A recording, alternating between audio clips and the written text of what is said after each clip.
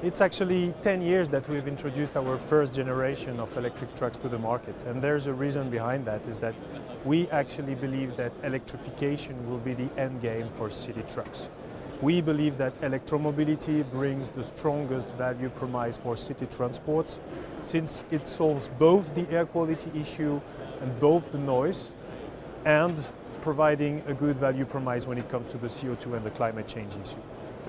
And now we are ending up with a second generation that we introduced to the market this year, which is composed with a broad range of trucks, starting from 3.1 tons up to 26 tonner. We have decided to focus on the segments showing the most attractive profitability from an economical standpoint, but also showing the best, let's say, operational value, solving the constraints related to charging, and focusing on vehicles operated more in captive fleet mode. Focusing on the long haulage application today, we cannot in a relevant manner talk about electrification.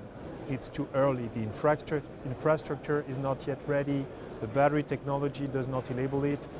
Even once the battery technology will have enabled it, we will still have a charging infrastructure issue with the very high power in charge and etc. So that's why our strategy and our approach has been to focus our efforts where it makes sense from an environmental standpoint, from an economical standpoint, and from an operation standpoint to focus.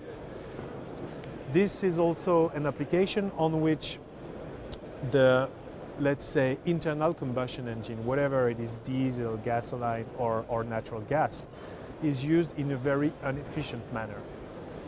When you're driving on the long haul, on the highway, this is when you have a steady state operation point of your engine, this is a very efficient way of using the thermal engines.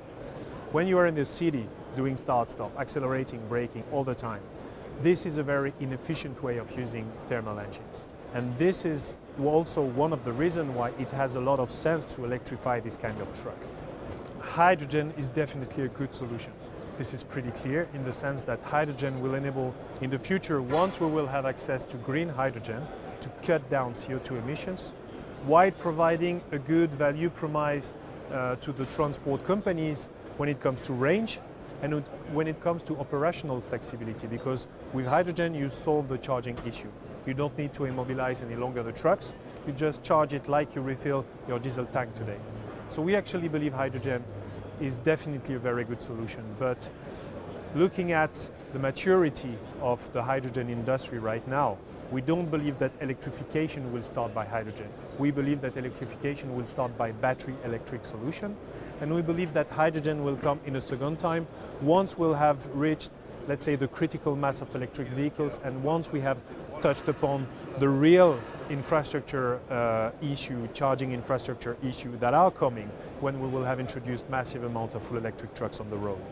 So that's the reason why today we still focus our strategy on developing full electric trucks with battery solution.